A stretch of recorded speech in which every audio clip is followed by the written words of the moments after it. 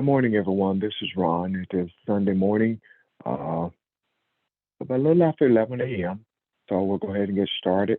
On yesterday, Saturday, we um, started the day talking about a question that was asked uh, concerning your expectations or looking at making plans. Is that it really was talking about your free will, and if you move to that place where you no longer possess your free will, should you make plans or have expectations, and we sort of spoke on it from that perspective yesterday, and then it went into kind of branched off into some other things that I don't rightfully right now have details of in my mind. So if anyone else wants to recap, please feel free.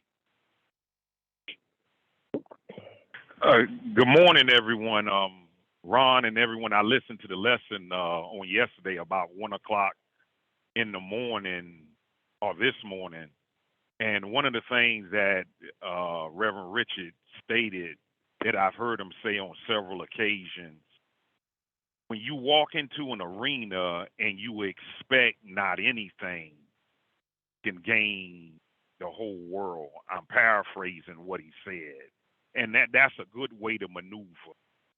Go into a situation with no expectation, and anything that you obtain, to me, is crazy. However, if you walk into an arena with an expectation and you don't get anything, now you can see a lot of immaturity in George, or you can see immaturity in others.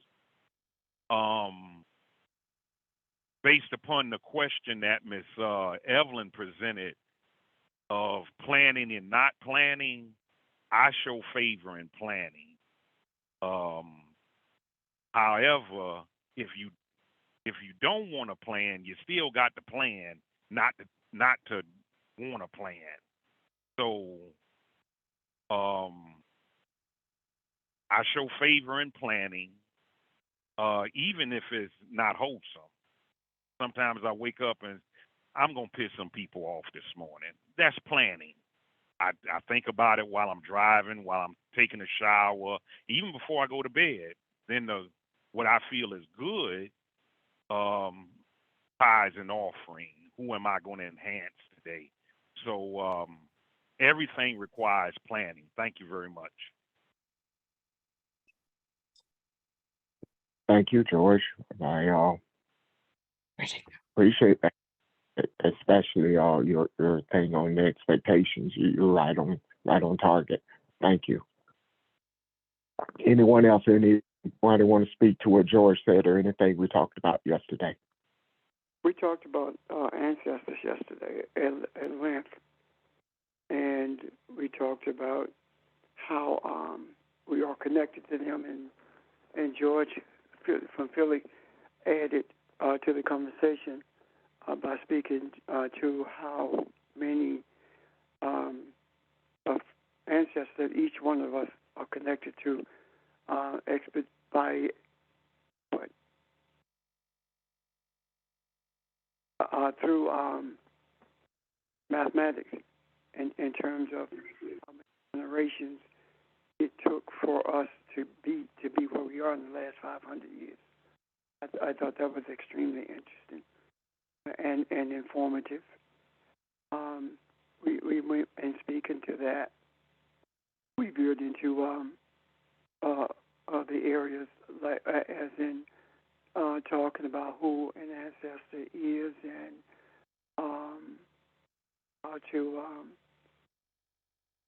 how to contact. I'm sorry, how to be one with the ancestor, in that we are Elohim, and when we transition, we're still Elohim. So the ancestors subsequently are Elohim, with whom we are one with us, being one with Elohim. I don't know what's wrong with this morning in my speech, but anyway, that's pretty much what we talked about at the end of the discussion. Richard brought something up and injected the idea of people being not dying alone and the cultural aspects of that. But that was at the end of the discussion yesterday. That's pretty much it for me. Oh, and Thank you, Pastor. Oh, I'm sorry. Go ahead. I thought you were done. no, I was. I thought I was. That was. That's okay. Go ahead. That would take us in another direction. Okay. Well, maybe that's where we go then. I was going to ask you any questions about what you just said, based on what the discussion was yesterday. Any questions, anyone? Any I have a follow-up? question. Yes, ma'am. So when we talk about ancestors, we're talking about energy, right? And it doesn't have to be that that person was a Caucasian or Hispanic while they were in this realm. Am I correct? Yeah, if I may, Evelyn, this is George. It refers to humanity. I think that when we go to the origins in terms of the evolution of humans, and we look at the Australopithecus robustus, or just looking at the evolution of humanity, it's all from the origins of Elohim, the creator. And so it doesn't break it into races, but I think the important point, for me, is to be able to appreciate that it started in the beginning, or even before the beginning existed, there was the creation or the creator. So I don't know if that helps, in terms of what you just asked, but it refers to mankind. Hopefully that is of some help. I'm done. Okay. You said that the energy was before the beginning. Yeah, Did I quote you right on that? Yeah, energy can never be destroyed, never created. It always was, always will be, moving into form, out of form, and through form. So in terms of the metaphoric aspect of humanity, energy always existed. And as we were able to understand the creation stories through various holy books, I come to the point of my understanding is that, it was always there. And so understanding it again from as so above, so below, it all lines up, but energy was always there. And at the same time, again, us coming into an awareness, based on our understanding, we now can see it from, the point of the earthly realm that we live in, but it was always spiritual. It was always, from the universe. And I apologize if I'm not as clear as I'd like to be, but energy was always there. Did that help, Evelyn? Again, I'm sorry. I hear you, and I'm processing. It's just hard for me to wrap my mind of energy being here before the beginning. May I? Yes, go ahead, Pastor. When George said that, when we spoke that it was before the beginning, it is before the beginning of humanity. The only thing that was not in existence is our bodies. It's the physical aspects of everything that is, but energy always has been. And if it had not always has been, then who created it?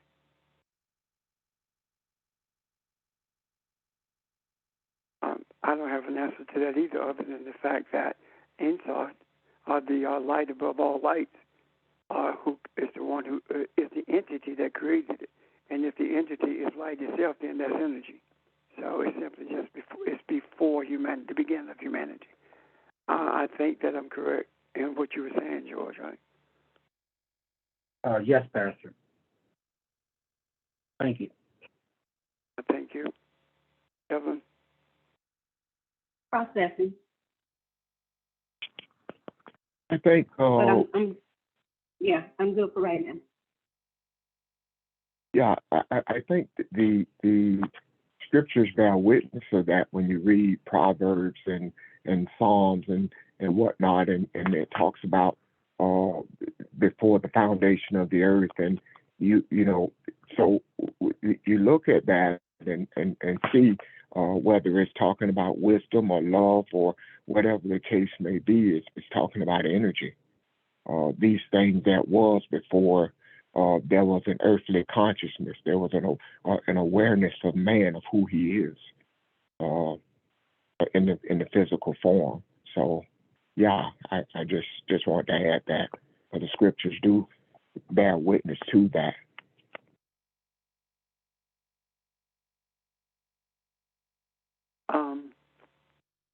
The scriptures really are a discussion or a roadmap for understanding who we are energy-wise, spiritually, understanding who we are. The aspects of the earthy, as Jesus referenced when he said, you understand earthly things, so how can I explain heavenly things to you? The scriptures speak to us also in how we are to react, or respond rather, to each other. And that response to each other is something that's basic in the construction of humanity, or the character of humanity. Everyone has the propensity to love, to be merciful, or to be kind. All of us have that propensity. That's one of the reasons people talk so much about children having to be taught to hate. They're not born hating. And the idea of hate and total disregard for life itself comes through earthly environmental elements. And the environment that a child grows up in usually, not, and I said usually for a reason, it usually dictates that child's attitude later on in life. So all of us have the same thoughts embedded in us, every one of us on the face of this earth. The question is, which thoughts do you migrate towards? Now, if all of us have the same thoughts, then all the thoughts have to come from the same place. So when we talk about hate, racism, misogyny, all of these things come from the same place. All of them. Without the existence of these thoughts, or these adversarial thoughts, then there would be no free will. The major purpose, if not the only, the major purpose for free will is to grant you meaning grant us, meaning humanity, the opportunity to choose you this day who you're going to be. Are you going to be who you were created to be, i.e. Elohim, or are you going to remain in this human form with an adversarial, with living according to adversarial principles? That's your choice. Does that make sense? It does. Let me ask you one more thing. Is energy and beginning one? Is it oneness, the oneness? No. No? No, beginning is an aspect of energy, just like we are aspects of energy. It's like in the beginning. So where did the beginning come from? It always been. No. We talking about the beginning of humanity, right? Okay. Oh, now, okay. I got you now. Okay. There is no beginning. Okay. I got it now. Okay. Great. Thank you for clarifying that for me. Anyone else?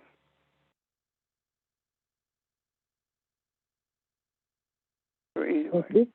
I got a question. If someone dies of say Alzheimer's, and when they transition to the other side, do they balance themselves back out? I mean, balance themselves or come back to themselves like they was, they was a nurturer in the earth, but then when they got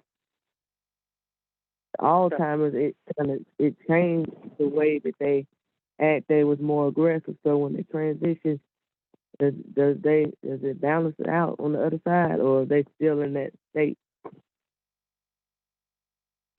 Alzheimer's is in the physical world only, in that it is the pathways that energy flows through in the brain are disrupted. And my memory serves me correctly. Someone who gets to the point where Alzheimer's ends their life or takes them out of this body, I know I saw one patient. I am correct in this regard. I saw one patient, you could actually pour their brain out of their skull because it looked like oatmeal. It was so mushy. So the question you're asking, if they are reconstituted from their original memory when they transition to the other side, it is no different than someone dying from a broken neck. Their neck is not broken when they get to the other side. Why? Because they've exited the body and shedded themselves. They're free from all physical aspects, so their spiritual essence exists in the form that it was supposed to exist in from the beginning of humanity. Does that help you, Angel? Yes, that helps. I just want to know to find peace, or was he still like in that same space? Yeah. Okay. Thank you. Please don't think that people with Alzheimer's don't have peace. They don't know. They're not aware of how they once functioned, because they're now functioning with a totally different flow of energy. So to them, we don't know whether they feel like they're at peace or not. Because they are not really aware of a lot of things that they are doing. They function. There was a guy at Calvary who had Alzheimer's, and all he did was sing, because all the songs he ever remembered, that's what he only remembered.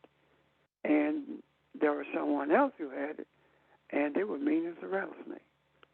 So what is the difference? The difference is the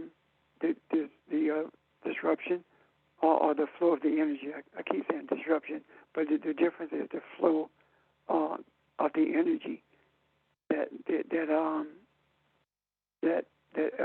flows through its memory banks. Does that make sense? Yes. Okay. Thank you. I want to add something to that. Like Pastor Richard, when you say when we transition out of this body, we become more closely aligned with our sort of original spiritual form, free from any of the sort of disruptions that may have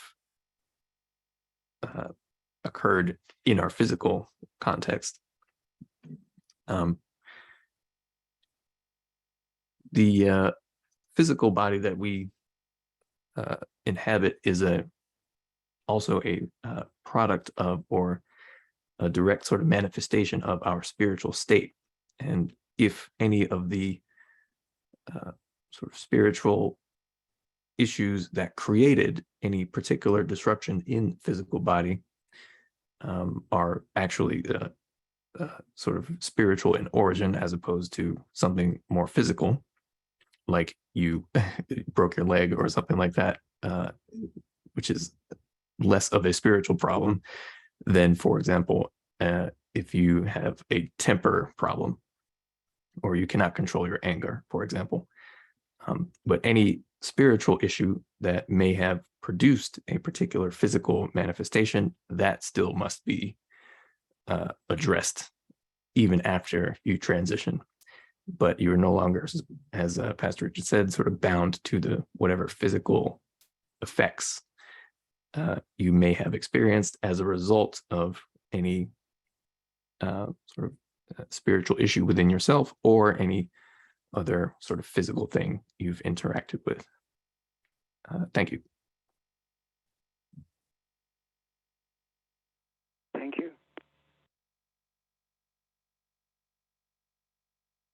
Thank you both.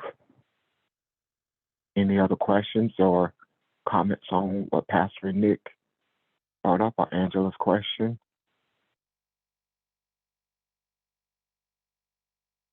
Any other observations at all, period, that have crossed your mind?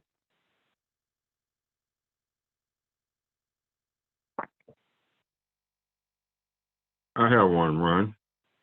Yes, sir. I don't know how it's written or said. You remember when Jesus had the disciples and they were asking, and they were during the tax time. They were asking Jesus, who would give our money to, or however he said it. And he told one of the disciples, go to the ocean, the lake, or whatever. And when he pick up a penny and bring it back, and he said, on this coin, who head you see on this coin? And he said, I see Caesar. Well, you give unto Caesar, Caesar, and you give unto God, God. Okay, I'm thinking it's something else more to that, because that was during tax time when he had said that. Because here, government always get your tax before you even get the money. And now the rich people, the one have to, pay taxes, because the government don't know what they, how much money or whatever they make. So what I'm saying, what is the deeper thought what Jesus was telling them when he said that about the coin to his disciples of today now?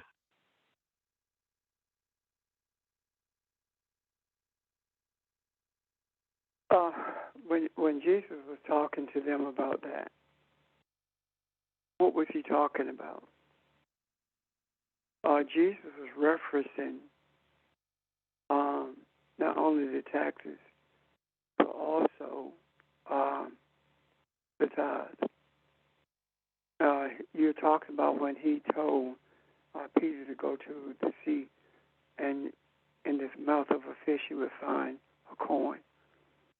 And when he brought it back,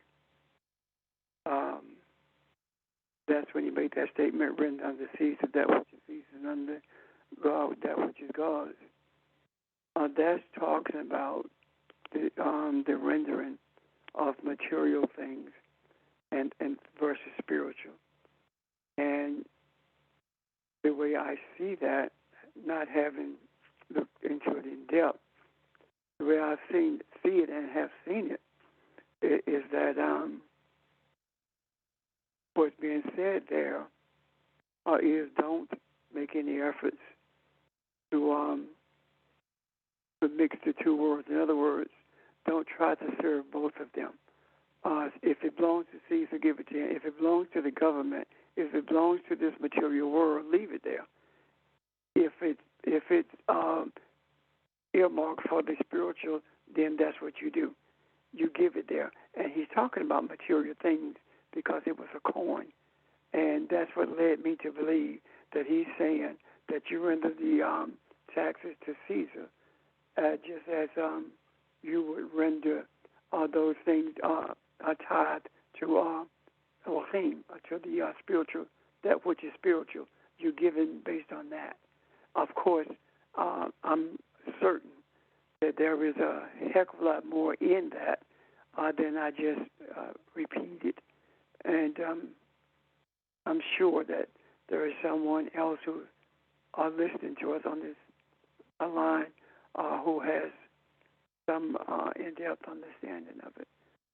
So if you do, would you please add it? Thank you. And part of it is a relationship thing too, that, the relationship of the individual to the creator and the relationship of the individual to the government. And Caesar saw himself as a god. That's why he had his, what Jesus was saying is that, his picture's on it, give him what is his. But that doesn't mean you have to worship him. In other words, more fundamentally, worship is a spiritual aspect of things, and just paying your taxes is just simply a physical aspect of giving him what he says is his own. So it's more of a relationship thing and not a worshiping thing. So he didn't expound against Caesar. He didn't rail against Caesar. He just says, okay, whose picture's on it? That's his picture. Give it to him now.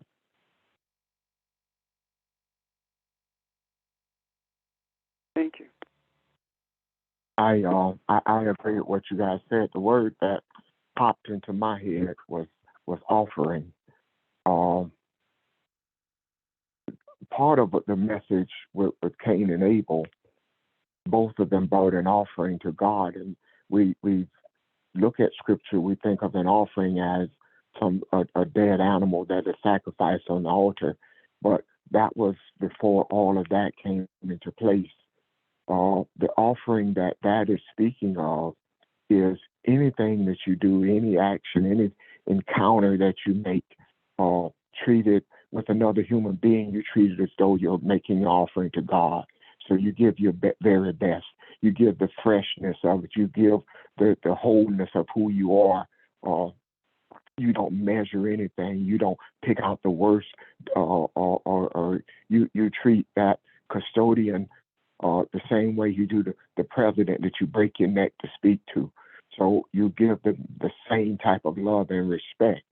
So anybody that we encounter, we are to give an offering, meaning the best of who we are at that time.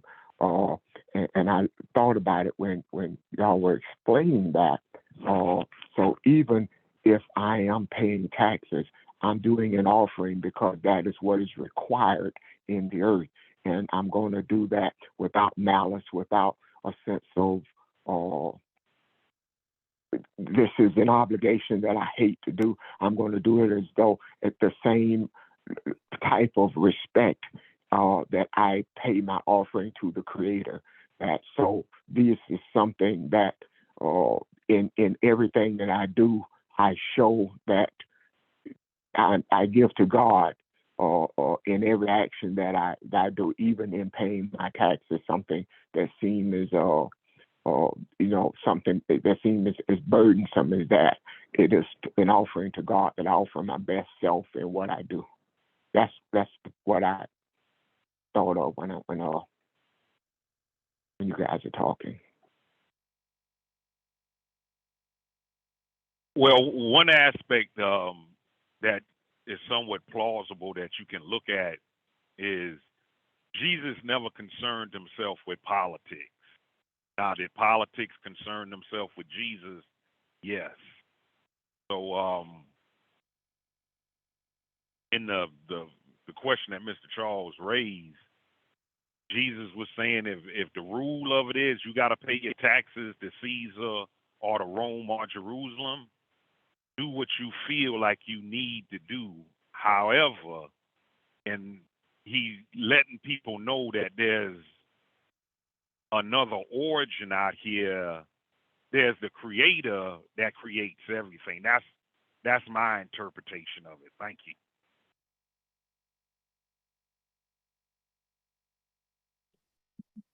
Thank you, sir. And I just wanted to add, and as we've talking about this concept of distinguishing between physical or material concerns and spiritual ones, the intersection of these concepts in politics is where sort of most churches do not pay taxes. And most sort of conservative Christian-esque people in political do advocate for paying their taxes. And that's maybe a trivial example. It's very much a political one, but it is another example of the sort of true God that mentality serves.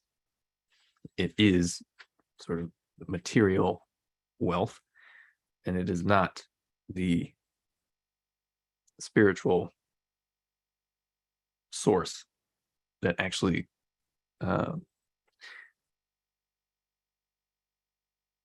produces life within our experience. Anyway, thank you. The other intent behind this was these were the Pharisees who were trying to trap Jesus in his own words. They're trying to trip him up.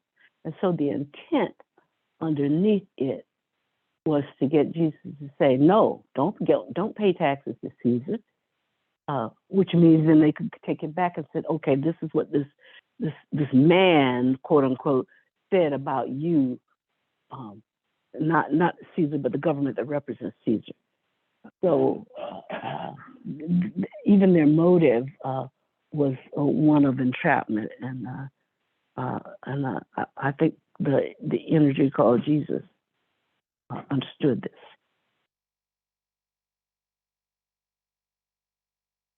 Yes.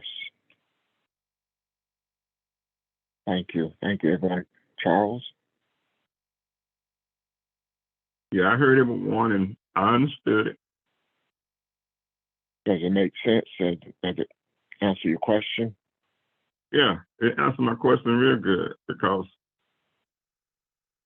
I knew it was more to that than just that corn and taxes.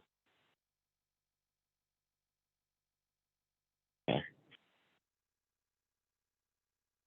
And it might be something we explore later as well. It is an intriguing thing. We even talk about it now. I think there's even more to it that we hadn't seen some more detail.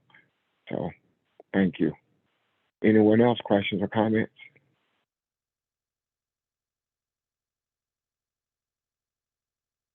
I was really, really intrigued by a couple of things you guys have sent lately. Something George said the other day on Ancestral, I was intrigued by. I was also really kind of that article that Barb sent about Roosevelt, Theodore Roosevelt, not FDR, but Theodore Roosevelt, and his voyage to Africa and his discovery of the African as he'd never seen before. The organization, the hierarchy, the way things were done without any type of European influence and everything from the military might to how the government was set up. And the thing that intrigued me by it the most was he actually came back and set up to run for a third term on the platform of, with the African, freeing the African economically and making that his platform. And I was floored by that. I had never heard that before. And even back then, this was actually prior to World War One. I think. I think the war happened, came about a year or so later, but that just kind of floored me. And I don't know anyone else who saw it, who was amazed by that, or have any comments or whatever.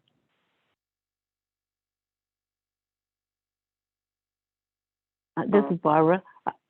I'm sorry. Go ahead, Pastor. You go ahead.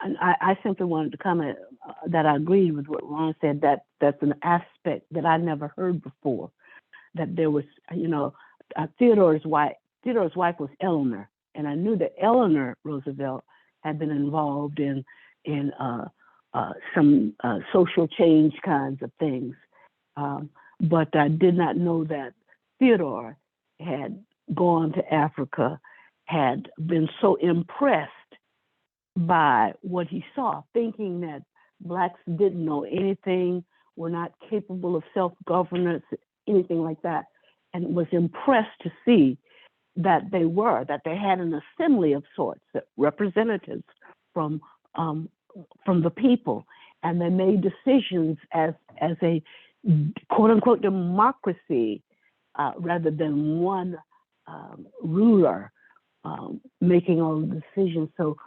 I too had never ever heard that, and the thing about it is, when he brought it back to the USA and made it a part of his platform for presidency, he was rejected by the masses in the United States because they never heard of such. He could not convince them of what he was talking about, and so even with the best motivations, we still have to come against those who have no clue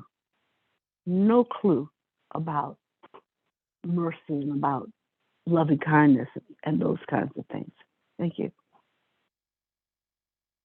Thank you. I was going to say pretty much the same thing. I had never heard of it either until that article. And I think it's pretty hidden for a purpose. Because Roosevelt was a racist. He was the chief of all races. Everything that was social for black folk or people of color in this country, he fought it. And some things he was, the wife twisted his arm into doing.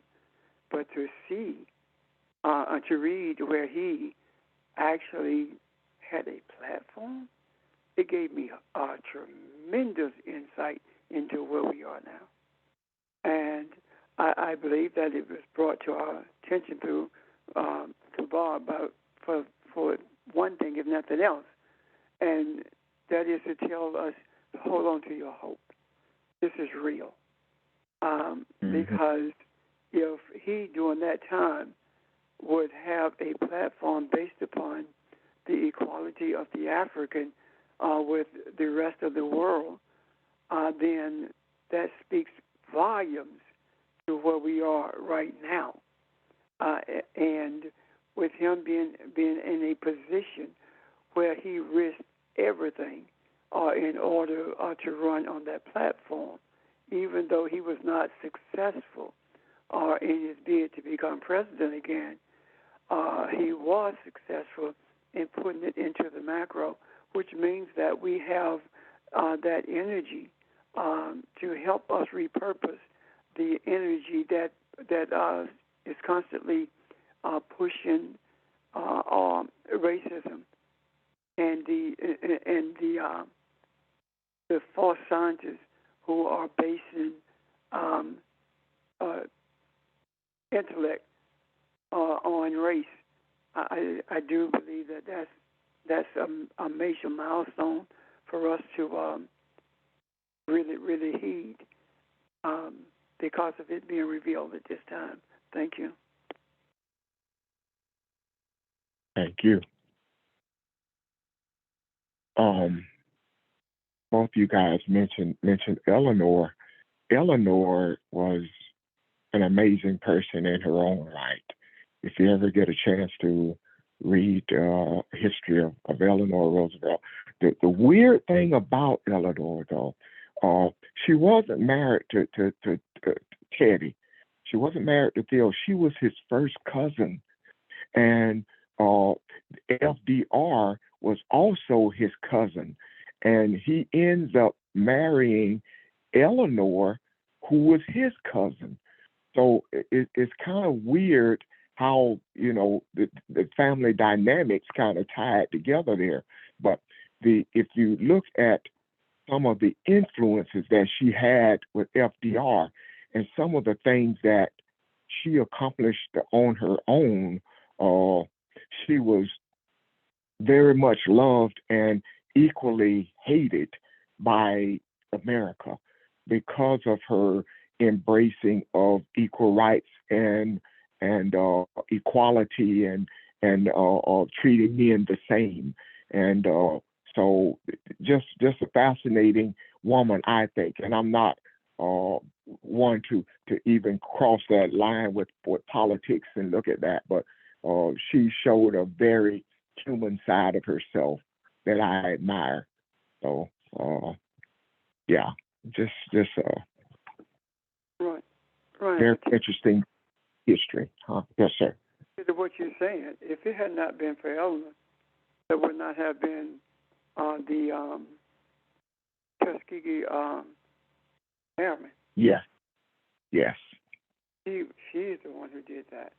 Very instrumental in that. So that's something to really, really think about. But that's just the tip of the iceberg when it comes to the things that she accomplished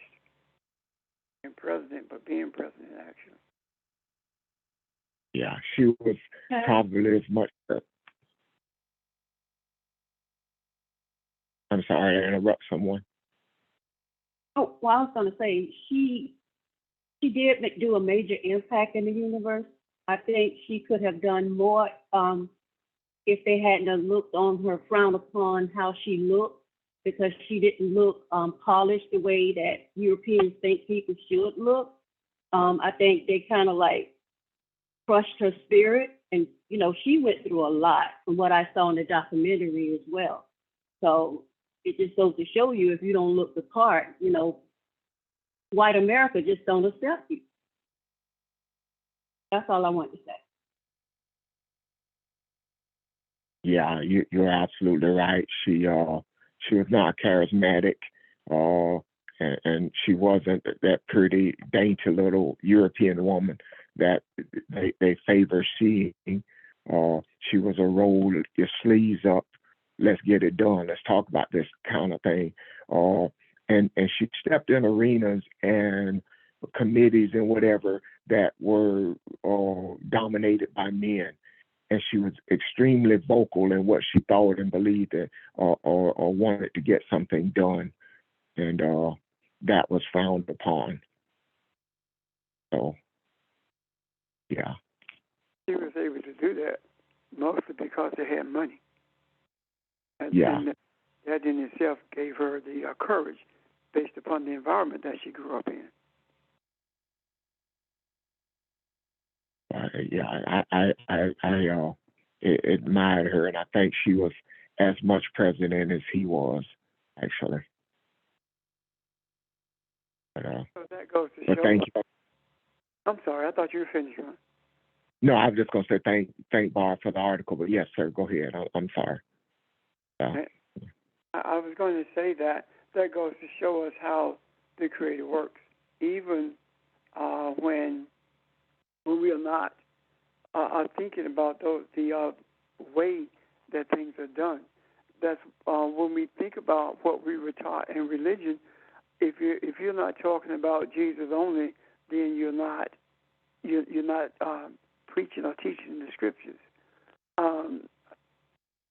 And I do believe that was done purposely in order to separate us from history itself. When you look at the things like that she accomplished historically, you can't help but see the spiritual, the hand of our Creator in that. So Yeah. rather than allow people to separate us from that, I mean, when you think about her, then you think about what happened in 1804 in Haiti.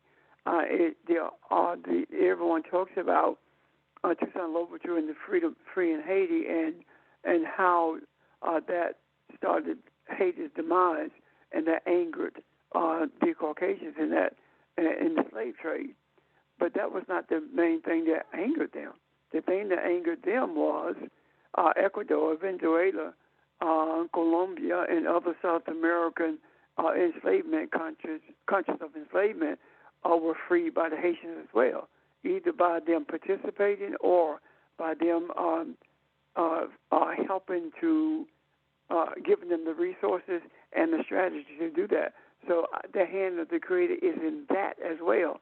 So my point is this: you cannot just look at your thumb and call it your whole hand. If you look at the different directions that the fingers point in, then that in more directions are the ways that the Creator orchestrate the universe for the benefit of humanity, and to make an attempt to separate those types of things from the spirituality is a huge mistake, and it creates more ignorance about who the Creator is, who we are, and how we function when we relate to each other. Thank you. Thank you. I think one of the thoughts I had when I looked at the article is trying to see things spiritually when I see things like that. And I think even then, where would America be if it had embraced his excitement over what he witnessed? And it reminded me of the scriptures. There have been numerous occasions in the scriptures where repentance was offered. There was opportunity to return to the Creator, as you witnessed by looking at the prophets, and mankind didn't do it. So I kind of saw it in that light, that it was an opportunity to turn back from wickedness, and it was rejected. So it just a lot of things kind of crossed my mind, and looking at that, I thought it was interesting. I agree with you, Ron, wholeheartedly, because there was one time I say it, and sometimes I probably say it now without even thinking about it, that it just wasn't time for that to happen. And then as you were speaking, I thought about something. The Creator does not determine the time. We do. We determine the time for things to happen by how we approach them. For example, during the Civil Rights Movement, that was the time to do exactly what we're doing now. But it did not happen because it did not go beyond our religion / politics. It never made any attempts to enter the understandings of what the scriptures were really saying. And I do believe that one of the reasons that it went no further than that is because of academia.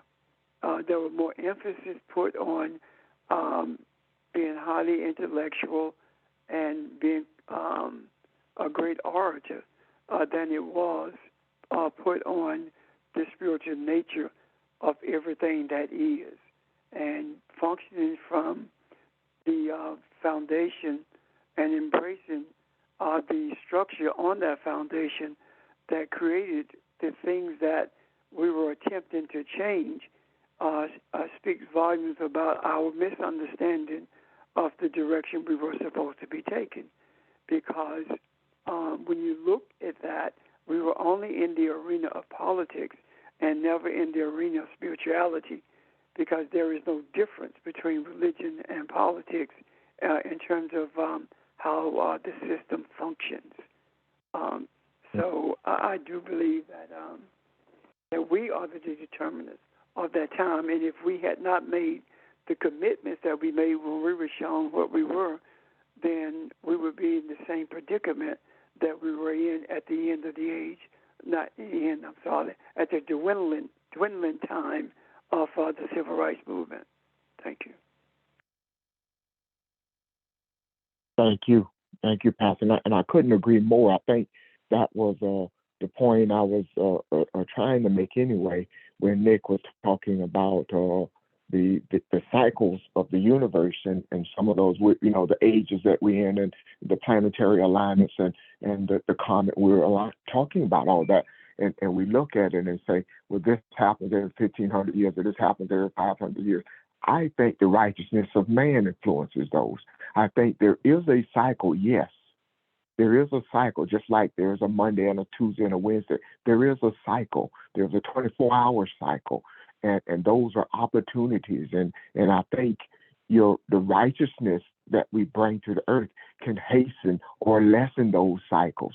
So when we look at these things and we talk about do it this day, that day, you're talking about periods of enlightenment. You're not talking about the cycle itself. And I think we're just getting to a place where we're understanding that the influences that you have when you recognize that you are energy, and all of these things play a role in who you are and bringing this thing into balance and helping you to see and understand who you are. Because this isn't for God to understand.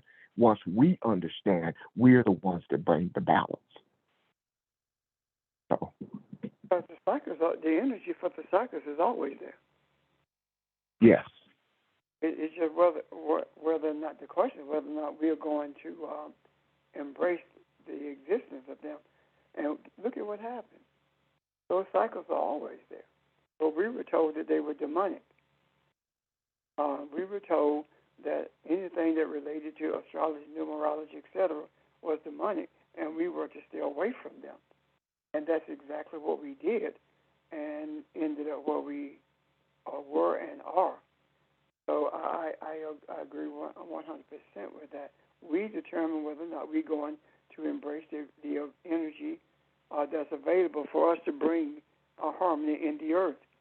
And honestly, when I think about the many things that I have studied in my lifetime in regards to religion and politics, I don't recall seeing any theologian or any historian or politician or philosopher write anything talking about the spiritual journey that brings humanity to a place of harmony. Out of all those things that I've studied, I've never come across that I can remember in any of those subjects. So I think that we are indeed in a unique place in this realm, because not only do we know that the energy, the cycles are there, we have been given those in our midst who are able to look at those cycles, understand them, and present them in a way that all of us can understand them. And embracing that gives us the intestinal fortitude to persevere, regardless of the adversity that we face. Thank you. Thank you.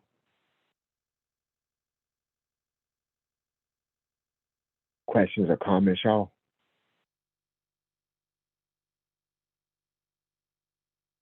I got one question, Warren. When you say apologize to them about politics, I don't, get into politics. It ain't the politics. You took and gave us a spiritual nugget of what she was doing, and let us know if one would have got on board, things would have went another way. I did thank God that you brought that out. Yeah, I was in a maze. I was in a maze actually. I think I saw the same documentary that I'm sorry, Evelyn was talking about. Uh, and I saw it, and it made me go out and buy a book on Eleanor. And I've been reading that book, and I put it down for some reason. Pick up another book. I do that sometimes. But she was an amazing woman to me. She was a woman who recognized that she was not attractive, that she was not seen as somebody that as the prototype American woman, on the arm of a president or whatever. She recognized that. She knew that, and in spite of that, she marched forward to do what she thought was right. And I just admire that. And as Pastor said, the country, the world wasn't ready for her, wasn't ready for the Roosevelts either. I suppose. So, but anyway, thank you. I have a question for you, and I'm going somewhere with it, but I think it's worthy of a discussion. Plus, I really don't know the answer. Uh, what is gained in the womb? A baby in the womb. What does that baby know? Can that baby learn greed or selfishness in the womb, or does that happen after birth? Um, and I'm going to back up a little bit and talk about this from that question. What was Jacob reaching for? Did he have any idea of what he was reaching for when he grabbed his brother's heel? What was he expecting to gain if he was born first? Or was that whole episode influenced by the thoughts of his mother?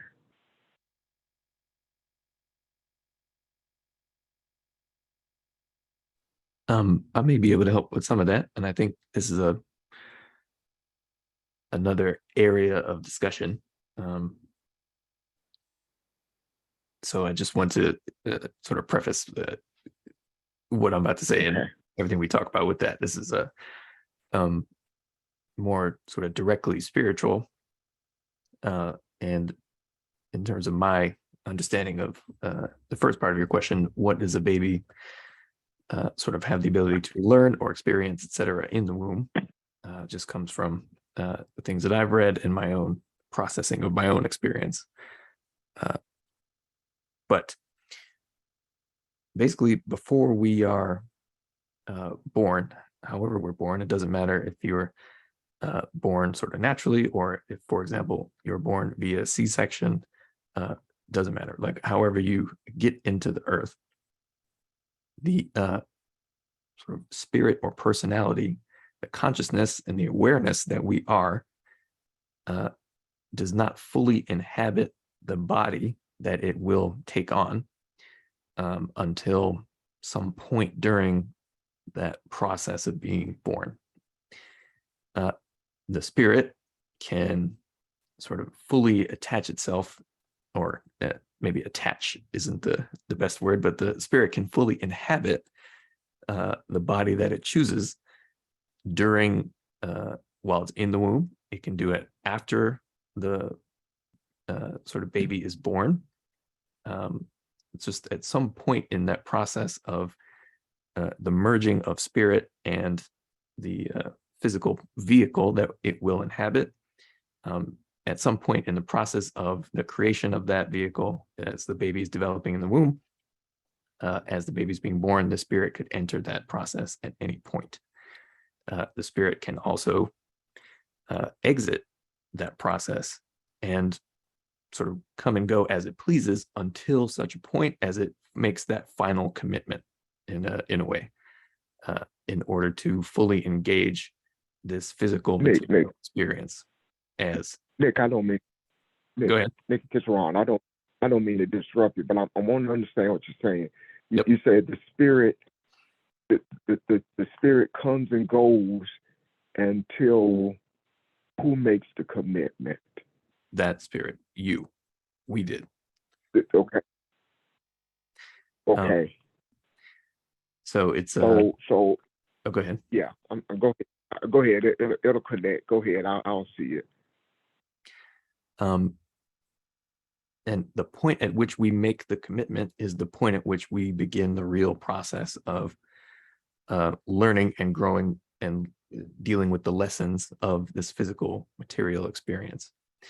That is the point at which we truly begin to, I believe anyway, forget the place from which we come. And there's, of course, necessity for forgetting, and there's a sort of process within sort of that phenomenon. But while in the womb, it's so you have the ability to learn at all points during that process. And you also carry with you or bring with you some degree of your memories from other spiritual experiences that you had before entering this physical experience. And as I mentioned, there is a process or a sort of forgetting that takes place, but depending on the development of the particular person or individual that is entering this physical experience, they can remember a certain amount of their sort of previous experience, and that helps them throughout the process of learning. But the baby in the womb is very much is very much able to absorb any amount of information. It's just whether or not you retain it after you fully make the commitment, if that makes sense. So there are always things that we retain on a very fundamental sort of subconscious level, I believe. And we can sort of unpack what those things are as we learn and grow through life and investigate the nature of the self and investigate the sort of why we are the way we are. And some of that has to do with what we learned while still either in the womb or very, very young. And then certainly, as Pastor Richard said earlier, our environment begins to shape much of our development the more we move through it. But I hope that helps with the first part of that question.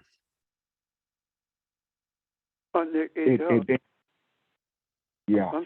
Go ahead, Pastor. I'm sorry. Well, it does. As you were speaking, I was thinking about, is it Rachel and Leah? When she changed the gender of the baby in her womb. Remember that, Ron? Because she didn't want to have more boys than her sister. She had a girl. That speaks to what Nick is talking about. Also, excuse me, when we talk about that child has been here before, so where did it get its knowledge that it has? Those kinds of things are that we talk about rather very casually. We have not talked about them with this, from a totally spiritual perspective. So anyway, that's what I was seeing, Nick, as you were speaking. Thank you. Thank you. Thank you. Yeah. You also mentioned, Nick, baby at any point is able to obtain information while it's still in the womb. That's what I thought. But I my little research, just from looking at this morning, I could not find anything to support that. Yeah. I was reading something. Yeah. Do you want to go further into that? You please do if you. I don't want to interrupt. Well, just that comes from sort of examining the nature of my own experience and other things that I have read that are in that sort of spiritual, esoteric vein. I'm quite sure there's something like this that relates to this in the Bible. I can't think of what it is off the top of my head, but this issue relates to, and we don't necessarily have to get into all the details, but it relates to the issue of abortion, because in Jewish religious law, abortion is acceptable under certain conditions, because in Jewish sort of religious and spiritual tradition, even it is said the developing embryo or fetus is not yet inspirited in a way until after a certain point of the birthing process or the developmental process. But it relates to that issue, and it is there's more to that, but I just wanted to add that to the discussion. Nick, I think Thank you. the birthing process, when the baby comes out of the womb and begins to breathe, I think it's the birthing process. But then it talks. That's when it becomes inspirited. But prior to that, early stages of pregnancy, I believe it is. I forget how many months it is, but I read that during my studies on abortion, trying to understand the spiritual aspects of abortion and trying to understand why abortion has always been in society from early Kemet, Egypt, up to recently, actually until around 1853, when the first time abortion was made illegal in this country. Thank you.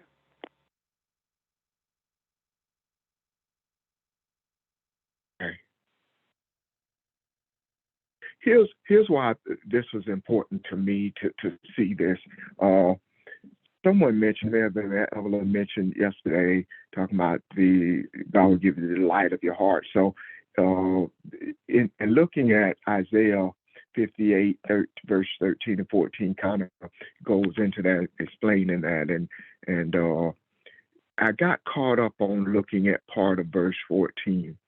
It says, and this is God talking, and I will feed you with the heritage of Jacob, your father. That caught my attention because it does not say Israel. It says Jacob. So in speaking of Jacob, it's talking about the journey. It's talking about the struggles and the triumphs and the enlightenment, the growth, the part of him that becomes sees his spiritual side, but he does not start off that way. So in looking at the journey, I kind of backed up and looked at this, and I think I saw something that seems a little weird, but I like it anyway. And that is, just suppose when God visits Rebecca and tells her what he tells her, what if she influences what's in her womb? What if, just see this spiritually, what if there are two seeds in her womb? One belongs to Isaac and one belongs to Rebecca. And the grabbing of the heel is him lacking an understanding of who he was at that time. It looks like a heel grabber is greedy, and it looks like it looks like he's from what is written and what we see, that he's grasping at something strictly because of wanting what is the birthright and the blessing, meaning in a materialistic.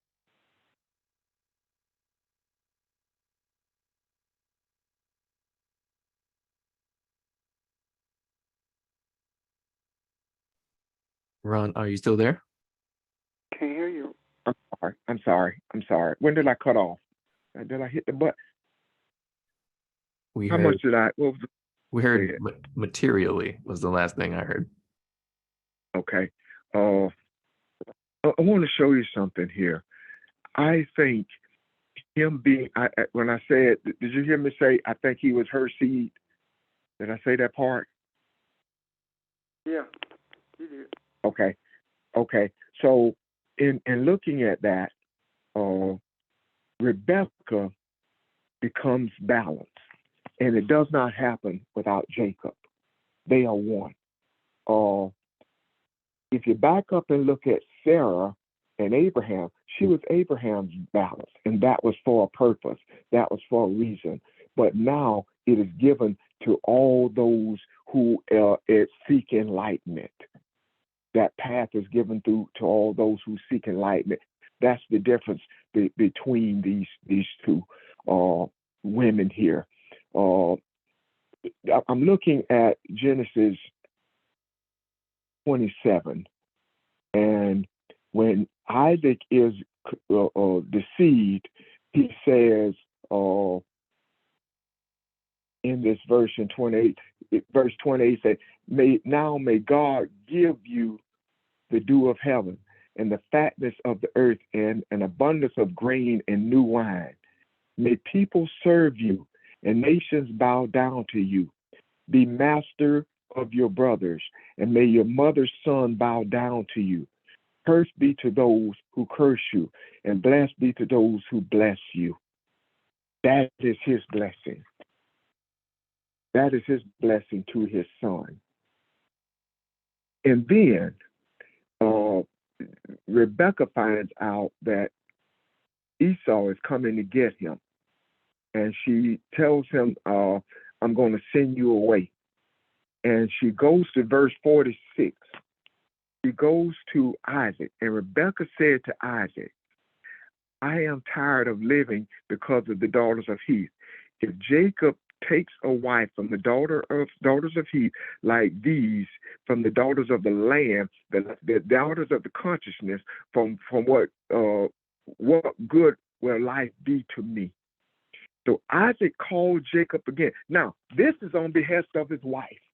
He's now in one accord with his wife. He's just not giving a blessing from his masculinity. He's just not giving a blessing from what is lawful. He's come together. He sees his feminine energy. And if you don't remember in this, right before this happened, and I should have looked this up beforehand, it talks about his sight growing dim.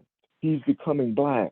That's why when he gives the blessing to his son, he could not recognize. Verse 20, he said, I did not recognize him because his hands were hairy and because he saw the hands, so he blessed him.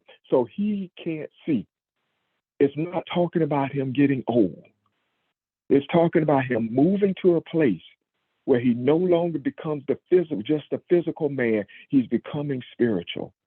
And as the essence of his spirituality, his soul rises up, the physical man's eyes become dim.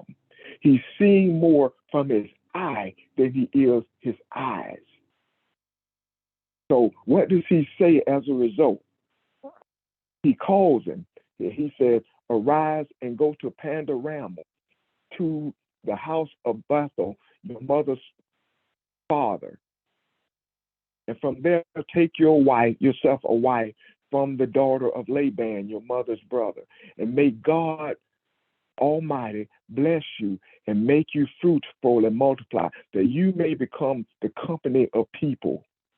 May he also give you the blessing of Abraham to you and to your descendants with you, that you may possess the land of your sojourn, which God gave to Abraham.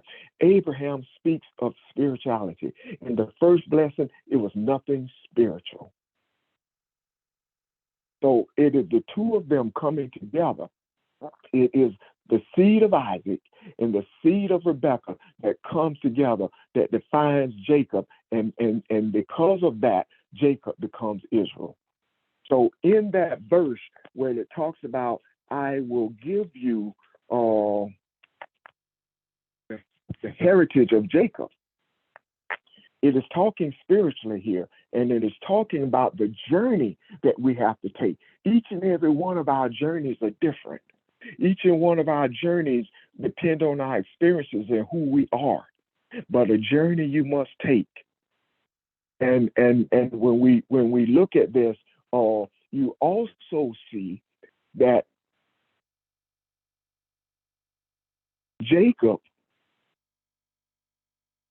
is only Jacob, or only an individual. He's only self while he's in the womb.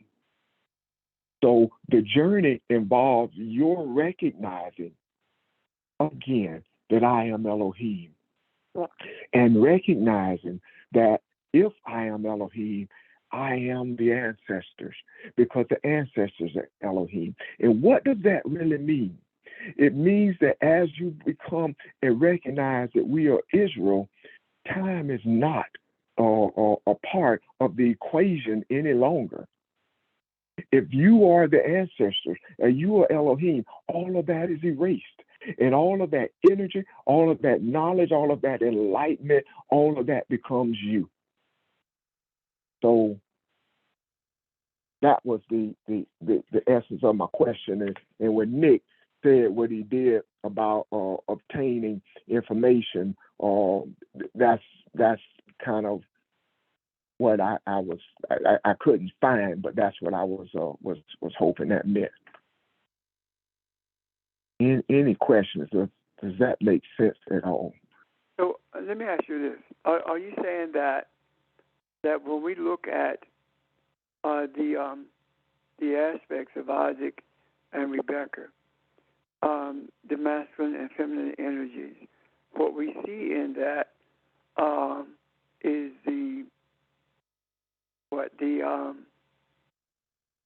internal thoughts of them, or feelings, expressions through Isaac. Through Jacob and Esau. What is the storyline there? Is what I'm trying to ask. What is the spiritual message there? But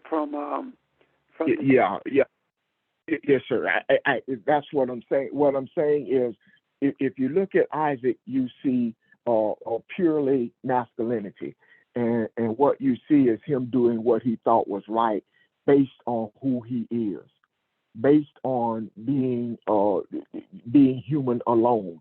He sees who he is. But it is when he engages, really has intercourse with his wife. And again, this is spiritual here, because she represents what is spiritual. She represents that part of him that had the insight from God. So she has to find a way to couple that with her husband. So what I'm saying is, yes, that is the two sides of man coming together. The two sides of man, if you will, are coming together in recognizing who and what they are, and truly energizing their seed, energizing the seed that is spiritual, choosing the seed that is spiritual. So, and that is what the part that, when he links Abraham together, that is the only part that cultivates the land and changes the energy or the awareness or the value of who we are spiritually. So in actuality, then, what we are looking at is boneheaded masculine energy and the nurturing aspects of feminine energy. And the masculine energy, when I say boneheaded, I'm talking about seeing the masculine energy determining what it thinks is right, and when it recognizes that it is more than just masculine, it's feminine, And when that's intertwined, then this entity begins to see that is more to the human than this earthly way of thinking. And the insight that the feminine brings is what shows this entity that. And from that is birth. What we call Jacob and Esau. Is that what we're talking about so far? Yes, sir. Okay. Yes, so sir. when we get to Jacob and Esau, then we're talking about the fashioning or the accomplishment of something, because the Esau, what is the spiritual accomplishment? The spiritual accomplishment is it Jacob, the essence of Jacob, which means that the spiritual accomplishment will be the production or the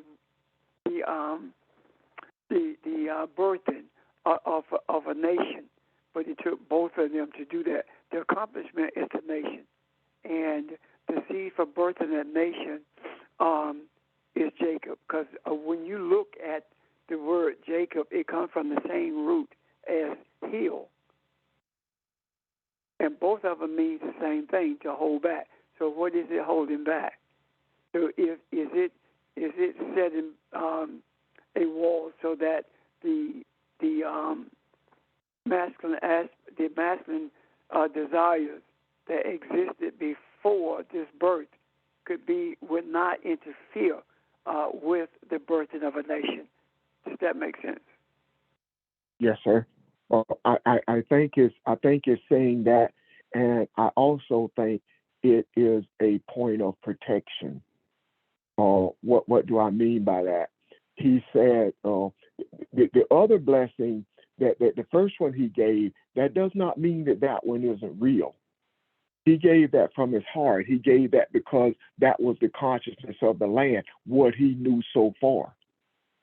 So in his best heart, that's what he said. He said, your brothers will obey you. They will bow down to you. And I take that to mean not that they're going to lord over you like the earth has become now. It means that they, in a spiritual sense, they live under your authority. You are their protection. You're going to keep them from going completely astray and away from God. It is not possible for them to turn away from God because you are the one in the land that are the spiritual enlightenment and protection. So that is the bowing down. That is the protective part that you are to your brothers. So yeah, I'm just agreeing with what you're saying. I might be saying it differently, but yeah. So let's see, can we get both? Okay. Can we differentiate though what you mean by the birthing of a nation? One meaning spiritually oriented as opposed to the other, which is materially oriented. They both have spiritual seed in a sense. But when you said the birthing of a nation, from the physical, both of them birthed nations. Right. But you're talking about Jacob as the essence of the balance of physical and masculine energy, the nation representing that balance of physical and masculine energy and the potential that it could be. Yes, and I'm talking totally spiritual, by the way, also. I have a question. I'm sorry, I you. Go ahead. So, do we birth nations as well? That's where I'm headed. So just, okay. What I'm trying to do is get clarity on what is being said, so that we can hopefully more easily make application to where we are now. Does that make sense, Evan? Yes, sir. It does. Thank you. So what I'm seeing is I'm seeing it spiritually, Bob. And when I say I'm seeing it spiritually, it's because these stories, these allegories, this allegory is there for the purpose of telling a spiritual truth. So how is it that we are able to be all of this at one time? Excuse me. Recognizing how does Isaac, how does Isaac, what does Isaac look like with us? What does that look like being Isaac? What does that look like being Rebecca? Is that's a struggle between keeping things in the setting of in a religious setting, because when we're talking spiritually, we're not talking about governmental powers. At this point, we're talking about the difference between the earthly religions and the spiritual realities. You understand what I'm trying to say? Yes. Yes. Okay, so we're talking about spiritual realities, and what's being described here is masculine energy and how it and the influences that it has, and feminine energy with its influences, and when the two come together, and the insight is able to bring sight to the masculine energy, so they become one. They are intertwined. When you mention the word intercourse, they're intertwined, which is the same thing as intercourse. And when they are intertwined, spiritually, you are always birthing something. And what do they birth? Do they birth two schools of thought in Esau and Jacob, or do they birth one school of thought, and they are undergirded based upon what we call Esau and Jacob? And what I'm saying in essence is, out of this spiritual entanglement comes a spiritual nation, and that's the seed, rather, for a spiritual nation. And that spiritual nation is charged. The seed of that spiritual nation is charged with being a protector, a heel grabber, holding back the forces that would seek to keep that from happening. Simpler terms. And Esau represents accomplishment. So out of them comes the nation. And when Barbara's talking about the two nations, absolutely right. When we look at it from the scriptures that we how we've been taught. But suppose for a moment that this is really one nation. However, one nation is split into two parts, and one nation split into two parts, meaning that one aspect of one part of this nation seeks to do things in a material way, and the other aspect of this nation seeks to follow the spiritual journey in order to bring humanity to a sense of knowing who they are. Am I rambling? Does that make sense? Or can someone help me explain what I'm trying to say? By virtue of asking the question, I'm making a statement. I think that's it exactly. And when I was trying to explain this, I was trying to explain it from how I saw it, and some of that may not have made sense. And I appreciate you guys straightening it out. I appreciate it, Pastor. That's what I was trying to say. So, okay, thank you, Ron. So Barbara Jean, we're seeing this in spiritual and religious terms. Is that what you were saying when you said two nations? Right. But it's one seed. It's one seed, and there was the propensity, as we have, as you just said, to do things that's more tied to the physical versus doing things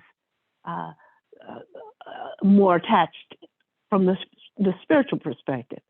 The initial seed was the same. And we didn't get into whether these twins were fraternal or blah blah blah. I mean, that's a whole nother issue. If the original seed divided, and then there's a propensity toward materialistic and a propensity toward spiritual. Yeah, that's a whole nother issue. Right, and what we are seeing is that one is a journey of religion and one is a journey of spirituality.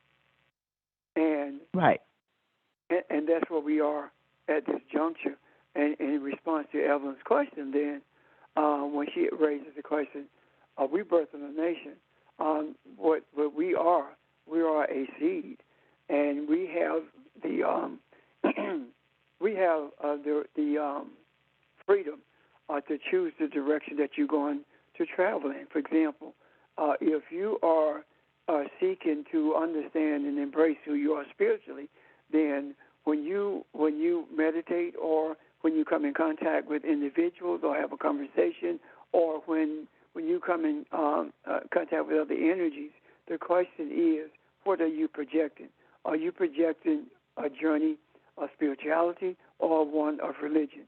If everything upsets you, and I'm not talking about you, Evelyn, but I'm talking about humanity, if everything that upsets you simply because you don't understand it, for example, if I say that water baptism is no longer necessary because the Scripture clearly tells us that, and you are in on a religious journey, and you challenge that because you tell me that I'm blaspheming and I'm going to hell, etc.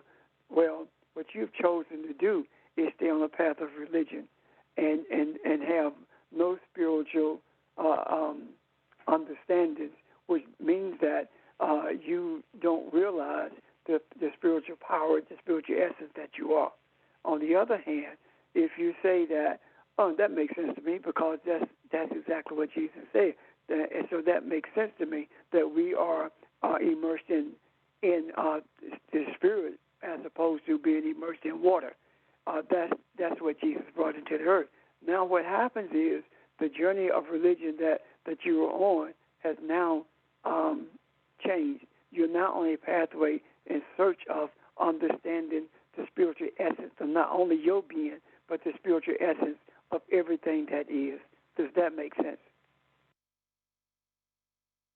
Yes. Okay. Yes. Thank you. Yeah, you're welcome. Thank you for the question. Ron, Bob, anyone. For now.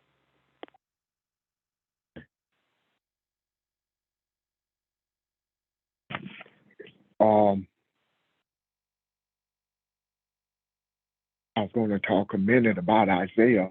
Do you think it's a good place to pause? I guess before we pause or get into that, is this clear to everybody? You don't have to ask a question, just yes or no. Is it clear to you? Yes, it is. Okay. So this, like I said, looking at the 13th verse of chapter 58 of Isaiah. Let me ask you, it's 12:30. You guys want to pause here? Yes, sir. I'm sorry. Go ahead, Pastor. I was about to say, let's pick that up because Okay. If you go deeper into Isaiah, that's going to take more time than we've been on. Yeah, that it is. Yeah, you're right. I agree. But I think Isaiah is so intriguing to me. There's so much stuff there, and just I love it. So we just gonna have to talk about getting together for a virtual overnighter, so that we can get all this. We don't have to pause at that point. Yeah. I like that idea. So do I. So if there aren't any other thoughts or questions, it's been a beautiful day, and hope you enjoy the rest of your Sunday, and look forward to seeing you tomorrow evening. Okay? Thanks, y'all. Thank you. Thank you. Goodbye, everyone. Thank you. Bye-bye. Okay.